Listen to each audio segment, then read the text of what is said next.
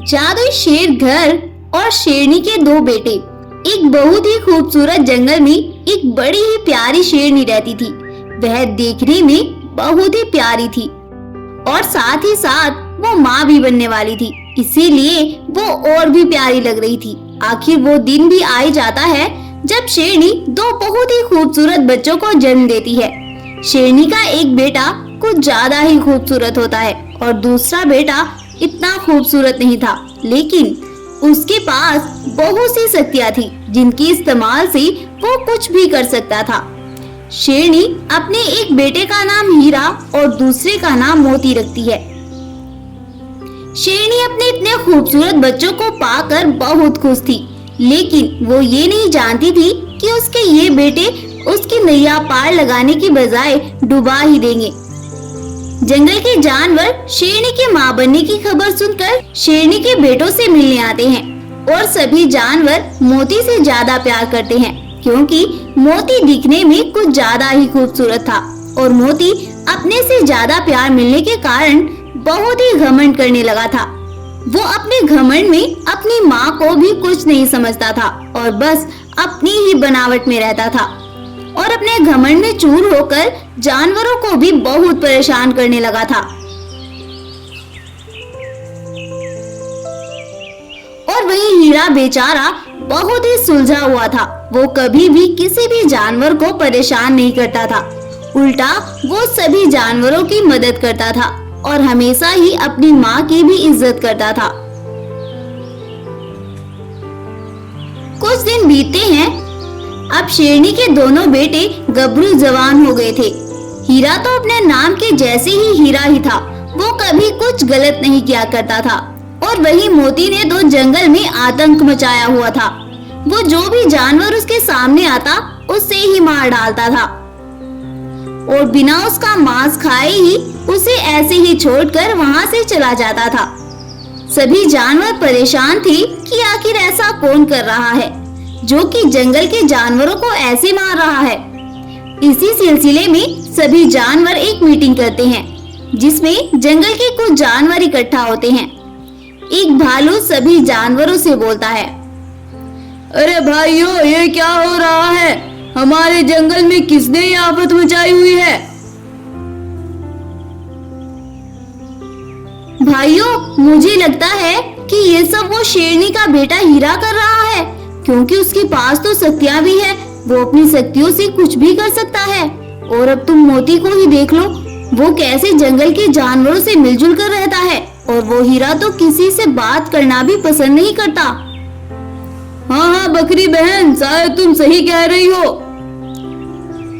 फिर तो हमें उस शेरनी और उसके बेटे हीरा को इस जंगल से निकालना होगा, क्योंकि जो जंगल की रक्षा नहीं कर सकता उसे इस जंगल में रहने का भी कोई अधिकार नहीं है। इतना बोलकर कुछ जानवर शेरनी की गुफा पर जाते हैं और उसको इस जंगल को छोड़ने को कहते हैं।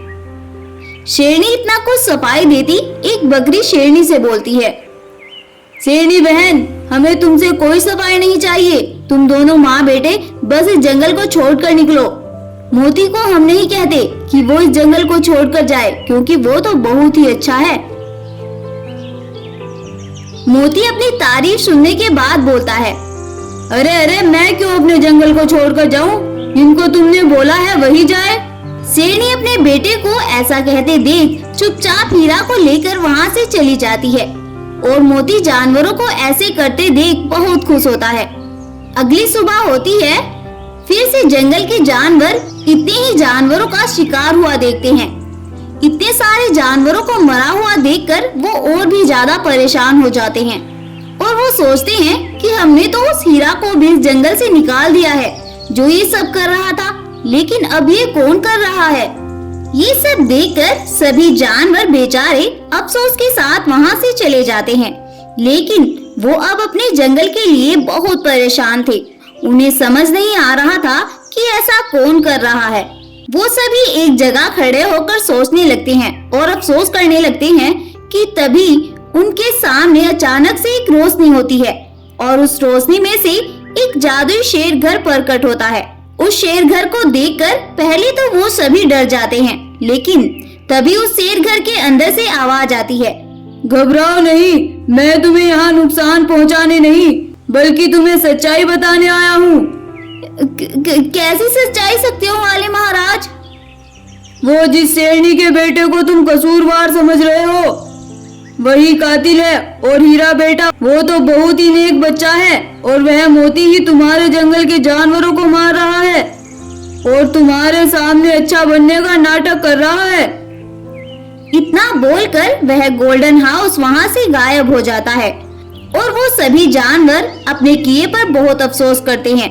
और रात होने पर कुछ जानवर उस मोती की गुफा पर जाते हैं और उसकी गुफा में आग लगा देते हैं और मोती वहीं पर जलकर राख हो जाता है। और सुबह होने पर वो शेरनी और उसके बेटे हीरा को वापस जंगल में ले आते हैं। और इस तरह से इस कहानी का दी एंड हो जाता है। एक बार जंगल में एक बाघिन दो बहुत ही खूबसूरत बच्चों को जन्म देती है और वह अपने बेटों के नाम भी चिंटू और मिंटू रखती है। बाघिन अपने दोनों ही बेटों से बहुत प्यार करती है और उनका अच्छे से ख्याल रखती है और उनके साथ खूब खेलती कूदती है। अरे माँ, हमें बहुत जोरों की भूख लगी है, आप हमें जंगल से खाना लाकर दो ना माँ। ओह हाँ बेटा, मैं तुम्हारे साथ खेलने के चक्कर में तुम्हारे लिए खाना लाना तो भूल ही गई। मैं भी जल्दी से जाती हूँ और तुम्हारे लिए भोजन लेकर आती हूँ, लेकिन तुम इतना मैं वापस आऊँ गुफा के अंदर ही रहना, बाहर मत आना।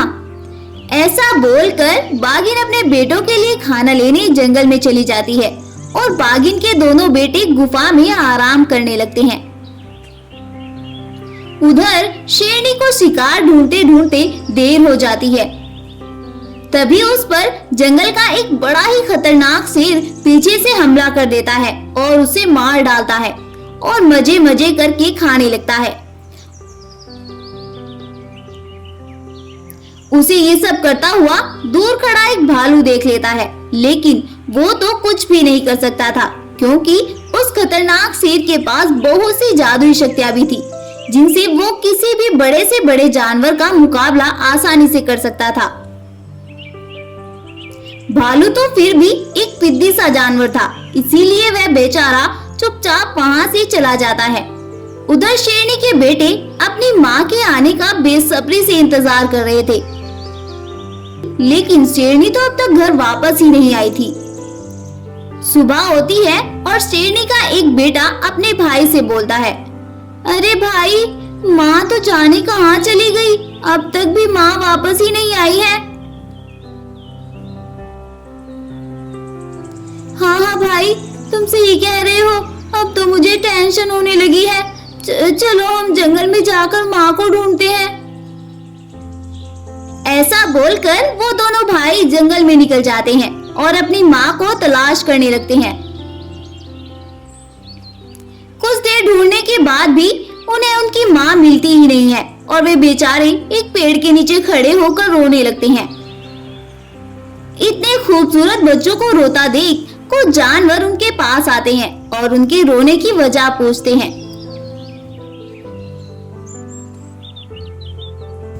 वो हमारी बाघिन माँ कल हमारे लिए जंगल से खाना लेने निकली थी और वो अब तक भी वापस ही नहीं आई है। हमें बहुत टेंशन हो रही है, हमारी माँ जाने कहाँ चली गई। वो भालू भी उन जानवरों में शामिल था जिसने उस जालिम शेर को बाघिन का शिकार करते हुए देखा था। और उन बच्चों की ये बातें सुनकर वह भालू बोलता है, अरे बेटा, क्या वो तुम्हारी बाघिन माँ थी? उसका तो कल जंगल के एक बहुत ही खतरनाक शेर ने बहुत ही बेरहमी से शिकार कर लिया है। अपनी माँ की मौत का सुनकर वो दोनों बहुत उदास हो जाते हैं और बिना कुछ बोले ही वहाँ से चले जाते हैं और अपनी गुफा पर जाकर वो दोनों बहुत ही उदास मन से बैठ जाते हैं और अपनी माँ के बारे में सोचने लगते हैं। ऐसा सोचते सोचते उन्हें रात हो जाती है, लेकिन उन दोनों भाइयों को अब तक भी यकीन नहीं आ रहा था कि उनकी माँ के साथ ये सब हो सकता है।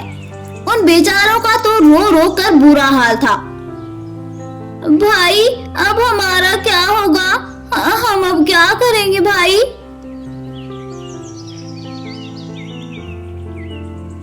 हाँ भाई, यही मैं सोच रहा हूँ। मुझे तो बहुत टेंशन हो रही है। भगवान ने हमारी माँ को इतनी जल्दी क्यों बुला लिया अपने पास? अभी तो हमें कुछ भी नहीं पता है इस जंगल के बारे में। हम अपनी माँ के बिना कैसे रहेंगे भाई?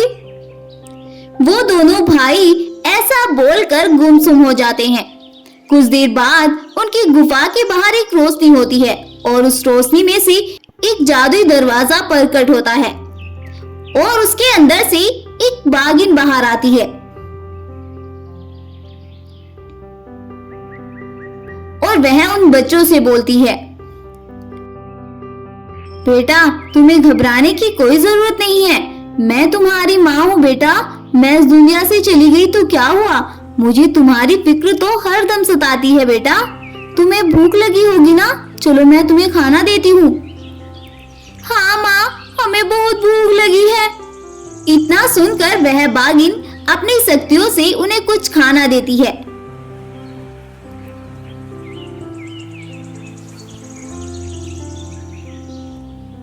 और वो दोनों भाई मिलकर उसे खाकर अपनी भूख मिटाते हैं।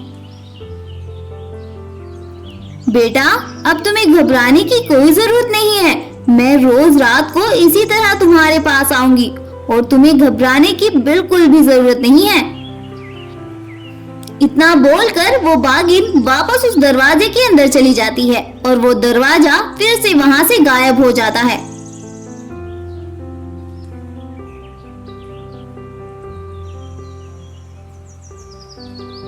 और अब से वो हर रोज आकर अपने बेटों को खाना खिलाती है और फिर से इसी तरह वहां से गायब हो जाती है। कुछ दिन ऐसे ही बीत जाते हैं और अब बाघिन के दोनों बेटे बड़े हो जाते हैं और एक दिन वो दोनों उस जालिम शेर को मारने का प्लान बनाते हैं और उस जालिम शेर से बदला लेने की सोचते हैं और जंगल में निकल जाते हैं और उसकी गुफा पर जाते हैं। शेर उन दोनों के खतरे से बिल्कुल अनजान था। वो सोच रहा था कि शायद किसी काम से वो दोनों उसके पास आए हैं, लेकिन वो दोनों जाते ही उस पर अपनी पूरी ताकत से वार करते हैं और उस शेर को वहीं पर मार डालते हैं। शेर उन दोनों के हमले के बाद संभल ही नहीं पाता है और वह वहीं पर अपने दम तोड़ देता है और वो दोनों भाई वापस अपनी गुफा में आकर फिर से खुशी खुशी रहने लगते हैं। और इस तरह से वो दोनों भाई मिलजुल कर उस जालिम शेर का खात्मा उस जंगल से करते हैं। स्टोरी पसंद आई हो तो इस वीडियो को लाइक करें, शेयर करें और ऐसी ही और अमेजिंग और इंटरेस्टिंग वीडियोस के लिए हमारे चैनल को अभी सब्सक्राइब करें और कमेंट करके हमें जरूर बताएं कि आपको हमारी आज की स्टोरी कैसी लगी है। Thank you.